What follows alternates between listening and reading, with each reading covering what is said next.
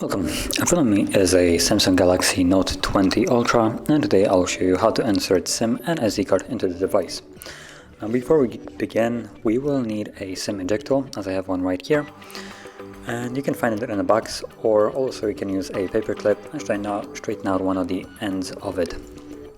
Once you have one of those, you want to pop out the tray, which is located on the top of the device, so right over here. You can see that it pops out, and once you take it out you have space for your SIM card and SD card, or you can insert two different SIM cards and no SD. So I'm gonna use one of each.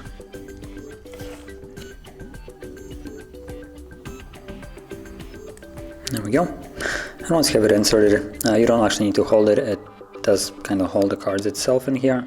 Just make sure that they're laying flush on the tray, and from there simply pop it back into the device, as you can see me do right now, and you will then have a functioning SIM card and SD card. Now for me it tells me to put in a pin for that SIM card, so obviously SIM is working and also SD card is working as well.